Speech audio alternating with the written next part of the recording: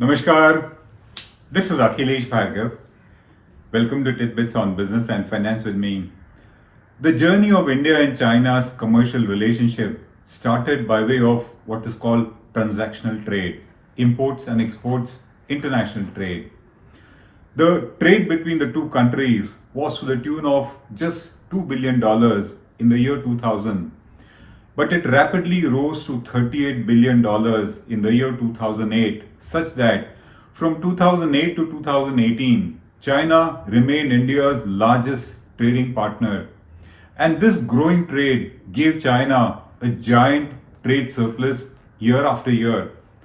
In the year 2016, China's trade surplus with India crossed $50 billion, and last year it is estimated to have been about $60 billion.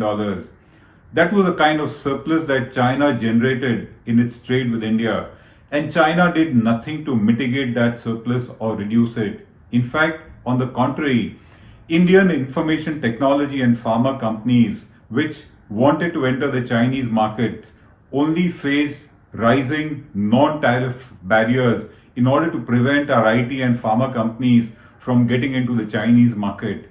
Thus, while India let the Chinese conquer our markets to a certain extent, the Chinese prevented our companies from entering their markets. Over the years, trade comforts set in for the Chinese companies. They also tasted blood, the giant Indian market, and they soon replaced their transactional trade with investments in India. And in India, we did not put any trade barriers on those investments. The Chinese started investing in India from the year 2014 in particular. In 2014, the aggregate Chinese investments in India were about $1.6 billion, and they very quickly rose to $8 billion within a matter of 3 years, which is in the year 2017. Chinese investments in India are primarily in infrastructure, automobiles, engineering, tech sectors, energy, real estate, and pharmaceuticals. That was 2014 onwards. Chinese FDI started flowing into India. From 2016 onwards, Chinese funds started investing, or Chinese companies started investing in Indian technology startups. Brookings Institute today estimates in a paper that the current and planned investments of China into India or their companies into India aggregate to about $26 billion, and that does not include about $15 billion of infra tenders which are lined up, and which, if awarded to Chinese companies, would mean that much more investment flowing into India. China obviously now seeks a long-term and enduring trade presence, investment presence in India. The Chinese investments, according to us and also according to Brookings Institution, are much more than what are reported. And that's because there are Chinese investments flowing into India from various other countries. They flow in from Singapore, they flow in from Mauritius, they flow in from Hong Kong. And those investments do not get counted as Chinese investments, even though they are so. Take the case of Xiaomi investing $504 million in India through a Singapore subsidiary. That huge amount of 3,500 crores did not get reported as a Chinese investment, whereas it is a Chinese investment. Thus, the first is that Chinese investments in India are far more than what are reported.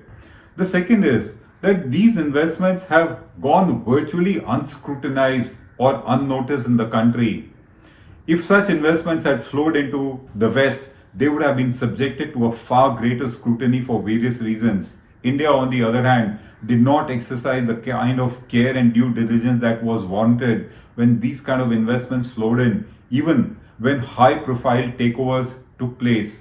And a very key point to note is the earlier investments came into India from Chinese state-owned enterprises, SOEs as they are called, which are government-owned entities. And now of late, the investments flowing in are from Chinese private sector entities. But the point to note here is that Chinese private sector entities are not private sector the way you and I would understand it. Private sector entities and investors from China have become the biggest investors in Indian technology startups. In 2019, they went way beyond even the US which was till then the largest investor in India's startups.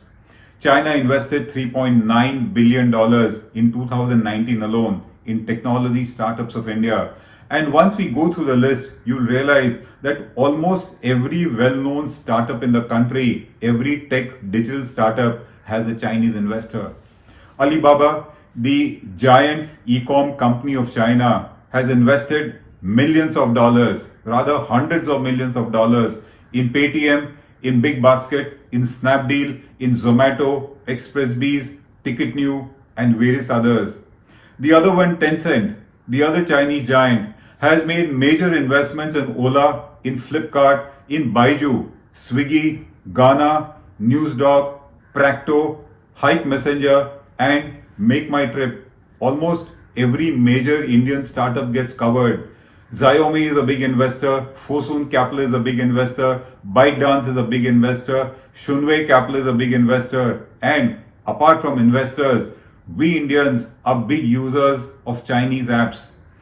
Out of 100 top apps that are downloaded in India, 40 are Chinese, and they are led by the likes of TikTok. Thus, the Chinese investors and Chinese companies have built a major stake for themselves in the startups of India.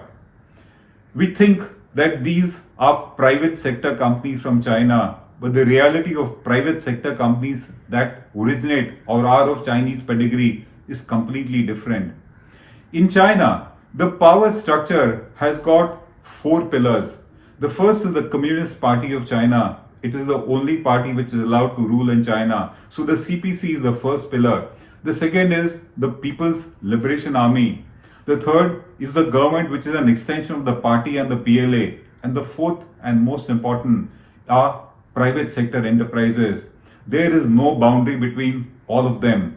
And if you see or if you try to imagine a boundary, it is a very blurred one. And in all of these, the People's Liberation Army is the most major player which supersedes all, and it has an entry into every other player. The CEOs of private sector companies in China, of all the major private sector companies, are functionaries of the party or of the government or of the PLA. For example, the CEO of Alibaba, Li Jun, is a party functionary, and so is the CEO of Baidu, which is Lobin Li. He also is a party functionary of the CPC.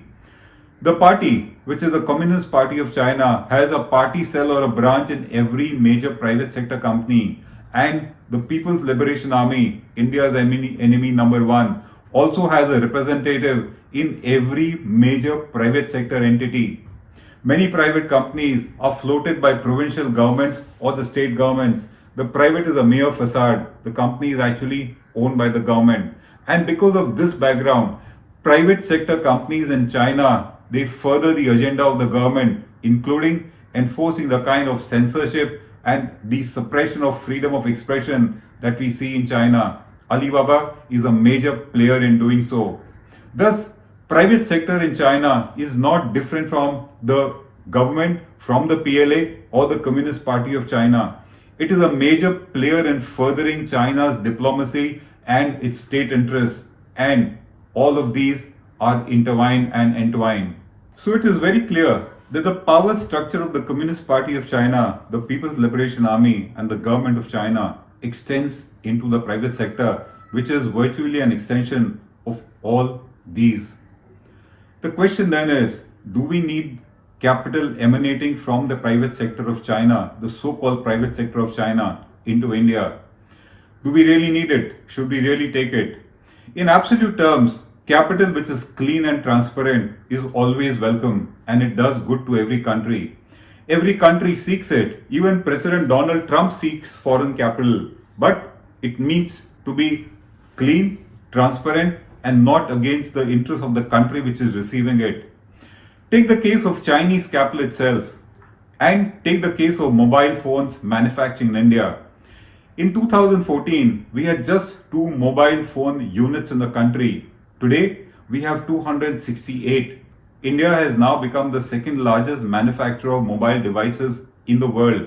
And China has been a major player in this. Chinese companies have invested 10,000 crores in this sector in India. And these 268 factories provide employment to 7 lakh workers.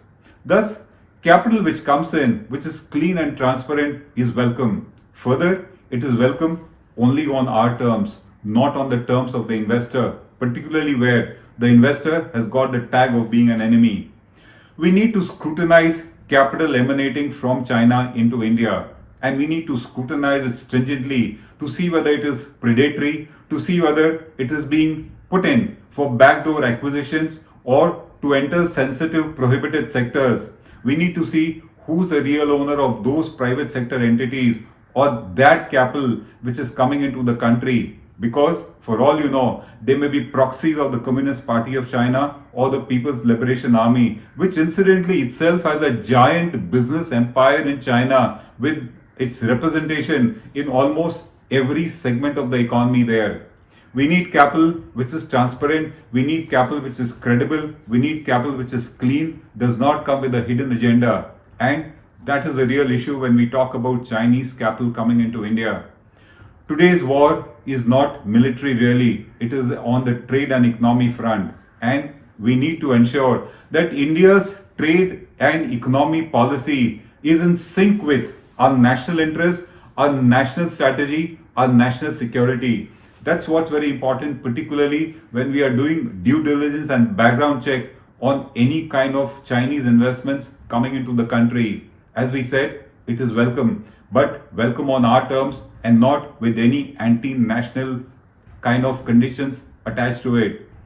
We need to build our economic leverage, we need to grow, and we do not need to be afraid of capital coming from China, but we need to be suspicious, we need to be distrustful, we need to be mistrustful, we need to be skeptic, and we need to be very careful for the simple reason we need capital which is transparent and clean and not opaque and dirty, which can be as far as private sector enterprises of China are concerned. This is Akhilesh Bhargav signing off till we meet again. Namaskar.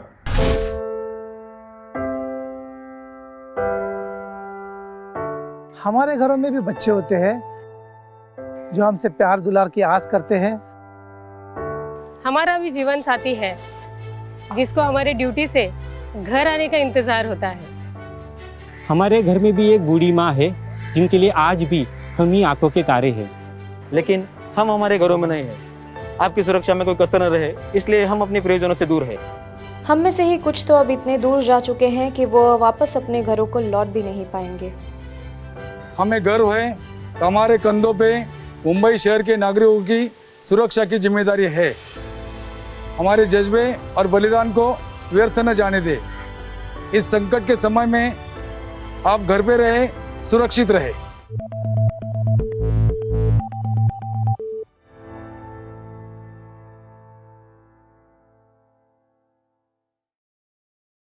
Now be the first to know about the latest updates on our new news app.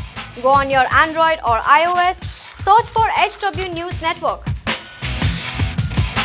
Download our app, choose the language you prefer to get updates in, and be up to date with the latest news. If you like this video, please share it, and we would love to hear your comments in the comments section down here. Also, please do like our Facebook page and follow us on Twitter to get minute-to-minute news updates. For more such shows and videos, well, subscribe to our YouTube channel.